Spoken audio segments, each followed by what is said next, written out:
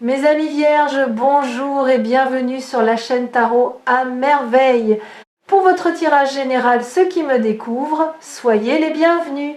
J'espère que vous allez bien. Allez, c'est parti. Il existe des rencontres que l'on ne planifie pas. Des connexions qui arrivent par un chemin de traverse à un moment où vous n'attendiez plus rien de particulier ou peu, être précisément parce que vous aviez cessé d'attendre. Ces connexions-là ont une texture différente des autres. Elles portent quelque chose d'indéfinissable, une qualité de reconnaissance, comme si quelque chose en vous savez déjà, avant même que votre esprit ait eu le temps de formuler quoi que ce soit. Ce que nous allons explorer ensemble aujourd'hui, c'est exactement ce type de connexion. Une présence qui a été placée dans votre chemin non pas par hasard, non pas par coïncidence, mais par quelque chose de plus vaste, de plus intelligent que ce que nos esprits humains peuvent pleinement saisir. Appelez cela Dieu, l'univers, la providence, la force du destin. Le nom importe moins que la réalité de ce que vous ressentez quand vous touchez à cette vérité.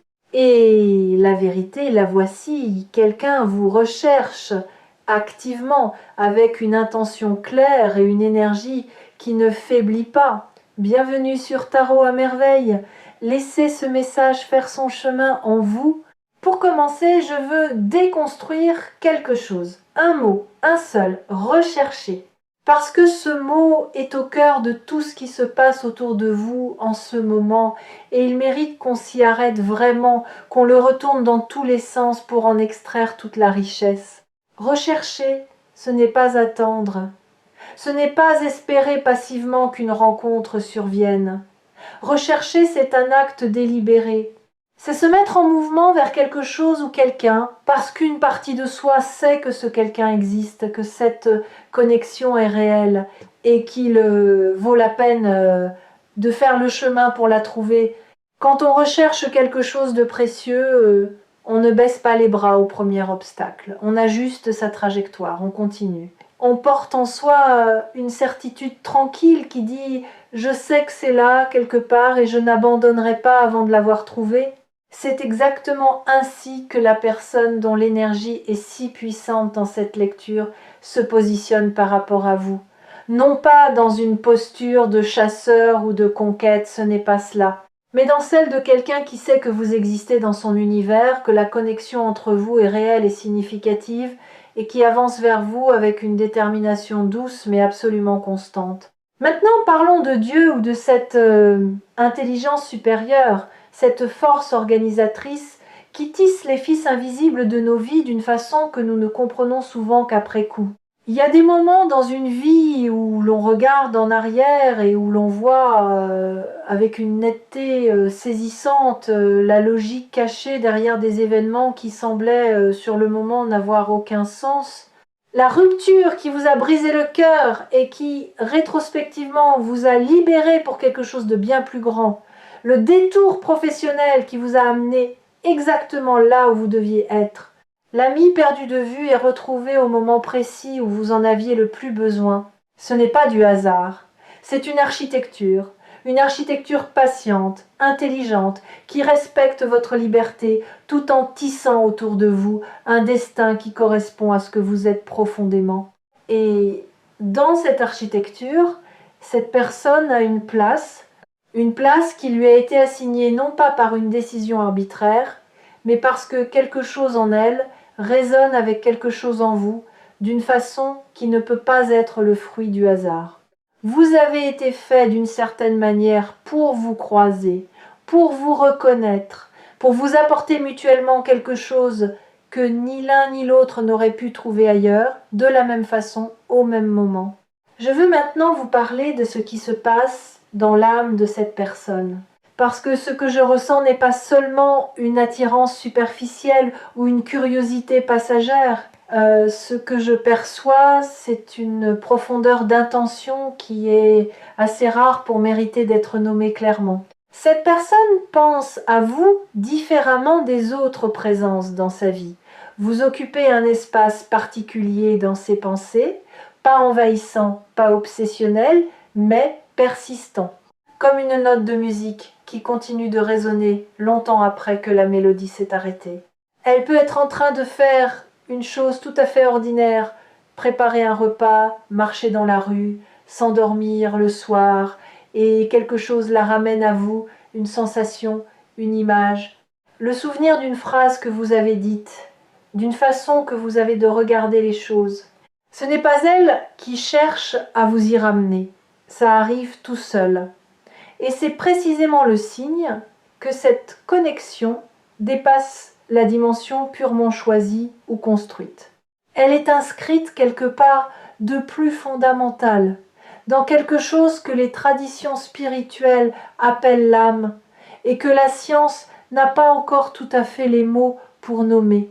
Il y a une question que je veux poser ici, non pas pour vous mettre mal à l'aise, mais parce qu'elle est au cœur de votre prochaine étape. Est-ce que vous vous sentez cherchable? C'est une question qui peut sembler étrange au premier abord, mais réfléchissez-y un instant. Est-ce que vous croyez vraiment, dans les couches les plus profondes de votre être, que vous méritez qu'on vous cherche, qu'on fasse le chemin vers vous, qu'on vous choisisse encore et encore, même quand ce n'est pas facile, même quand la vie apporte ses complications? Parce que parfois, et ceci s'adresse à beaucoup d'entre vous en ce moment, la plus grande barrière n'est pas l'absence de la bonne personne. C'est la difficulté à croire que nous sommes dignes d'être trouvés. Quelque chose dans notre histoire, nos conditionnements, nos blessures passées, a semé cette graine de doute qui chuchote. Et si je n'étais pas assez? Et si, quand il me connaîtrait vraiment, il repartait? Ce doute est humain et il est compréhensible. Mais je veux que vous entendiez ceci avec toute la clarté que cette lecture peut porter. Vous êtes cherchable, vous l'avez toujours été, et la personne dans votre destin en ce moment le sait mieux que vous. Permettez-moi de vous décrire quelque chose que je perçois très concrètement dans les énergies qui entourent votre situation. Il y a eu des moments, récemment ou moins récemment, où cette personne et vous avez été proches d'une connexion plus profonde et quelque chose a retardé cette connexion.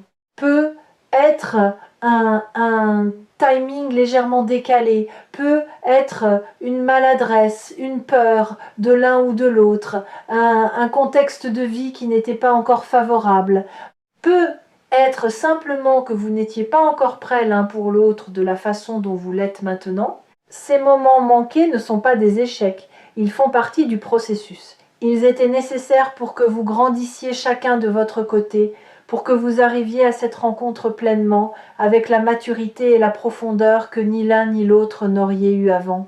Ce que je vois maintenant, c'est une fenêtre qui s'ouvre, un alignement planétaire, humain, divin, appelez-le comme vous voulez, qui crée les conditions pour que ce qui n'a pas pu se produire avant puisse enfin se déployer. Et le destin, dans son intelligence particulière, a attendu précisément ce moment. Ici, sur Tarot à merveille, nous parlons souvent de destins amoureux, et ce qui rend cette lecture exceptionnelle, c'est la nature de l'intention portée par cette personne envers vous. Elle ne vous cherche pas pour combler un manque, elle n'est pas animée par la solitude ou la peur de rester seule. Ce qui la porte vers vous, c'est quelque chose de beaucoup plus pur, une reconnaissance, une sensation, au fond d'elle-même, que vous êtes quelqu'un d'important pour son chemin de vie. Pas de façon romantique et floue, de façon concrète, ancrée, réelle. Elle vous cherche parce qu'elle perçoit en vous quelque chose qu'elle n'a pas trouvé ailleurs. Une façon d'être dans le monde, une profondeur, une authenticité, peut être même une fragilité que vous cachez soigneusement, mais qu'elle devine et qui lui inspire non pas de la pitié, mais une forme de tendresse protectrice. Ce que cette personne veut vous offrir, c'est un espace dans lequel vous seriez entièrement visible et entièrement en sécurité au même moment. Ces deux choses ensemble, être vu et être en sécurité, c'est l'essence même de ce que l'amour peut offrir de plus précieux. Je veux maintenant parler de quelque chose qui touche à votre propre rôle dans ce qui se prépare.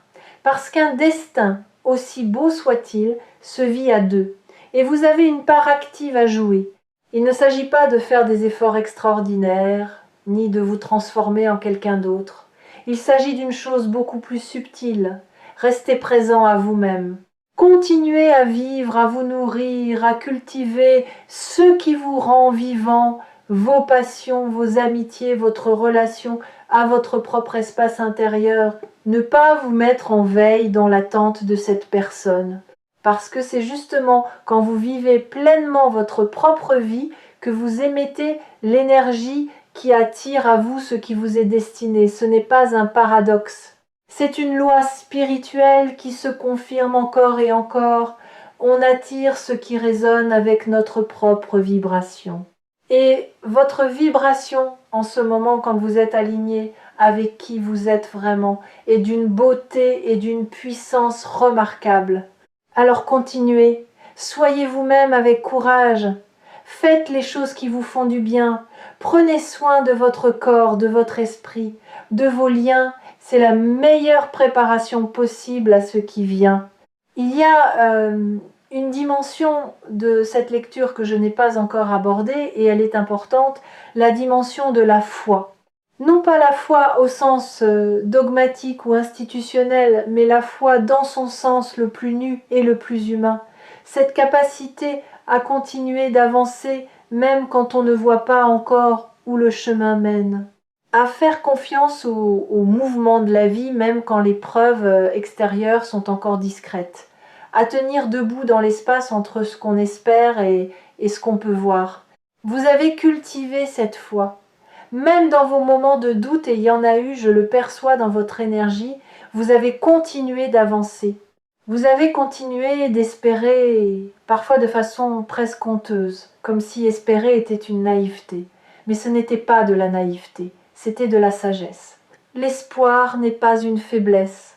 C'est la façon qu'a l'âme de maintenir une connexion avec ce qui lui est destiné, même quand la réalité concrète ne montre pas encore les signes extérieurs de ce destin. Et aujourd'hui, les signes arrivent. Parlons de ce que cela signifie concrètement d'être dans le destin de quelqu'un. Le destin n'est pas une cage. Ce n'est pas une histoire écrite à l'avance dans ses moindres détails, où chaque geste est prédéfini et où vous n'avez aucune marge de manœuvre. Le destin, tel que je le comprends et tel que je le lis dans ces énergies, c'est plutôt un terrain fertile, spécialement préparé pour que certaines semences y poussent des semences qui ne pourraient pas germer aussi bien ailleurs. Vous et cette personne êtes les co-créateurs de ce qui va se construire. Dieu, l'univers, a préparé le terrain.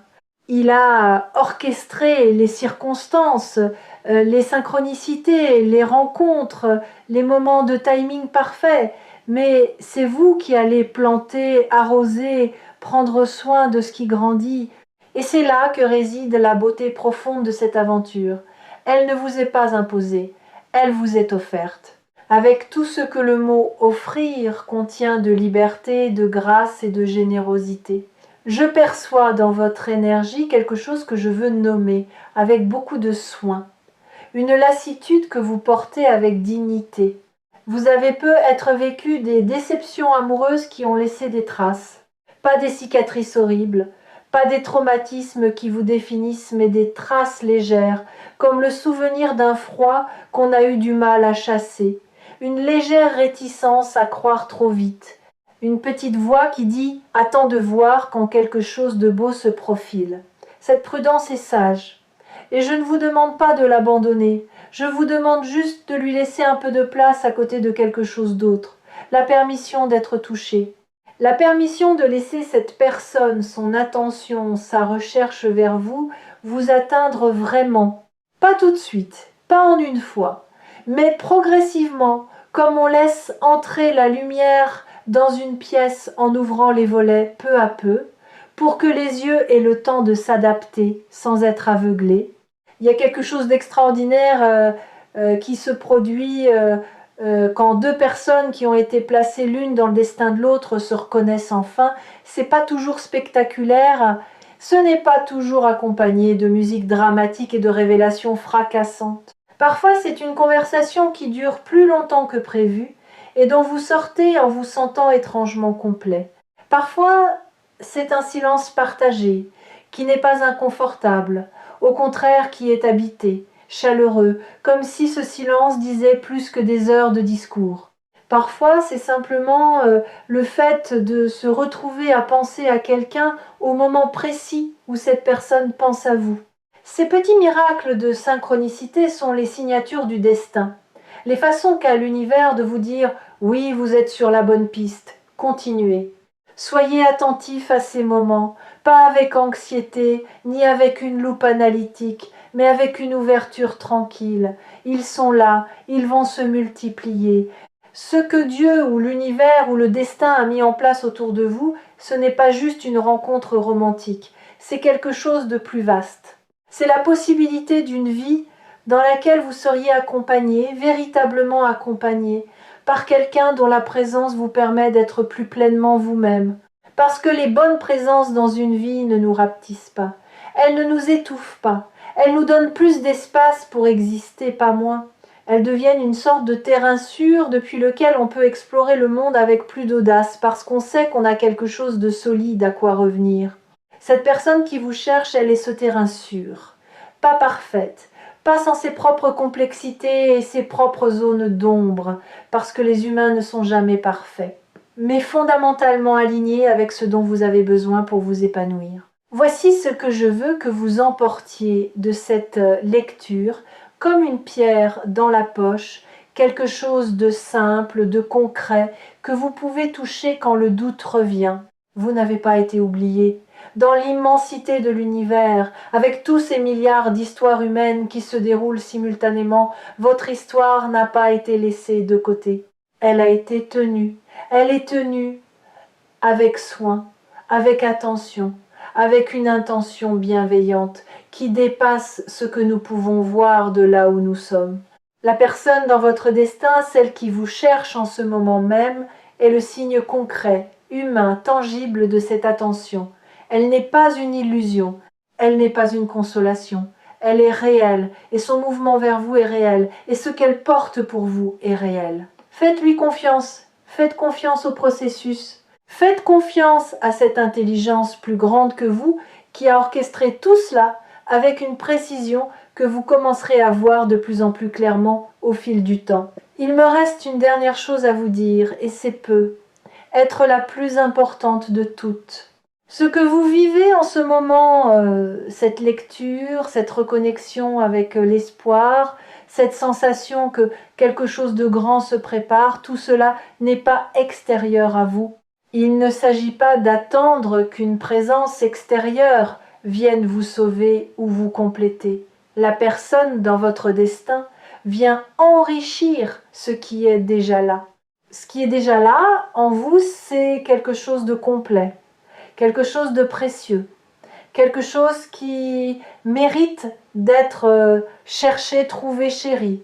Et le fait que quelqu'un ait été mis dans votre chemin pour vous rechercher, c'est simplement le reflet dans le monde extérieur de ce que vous êtes intérieurement. On ne cherche pas quelque chose qui n'a pas de valeur. On ne traverse pas des distances, on ne surmonte pas des obstacles, on ne garde pas quelqu'un dans ses pensées nuit et jour si ce quelqu'un n'est pas profondément précieux. Vous l'êtes, croyez-le, et laissez cette croyance vous accompagner dans les jours qui viennent. Merci d'avoir partagé ce moment de lecture avec nous. Revenez sur Tarot à merveille, votre prochain message vous attend déjà.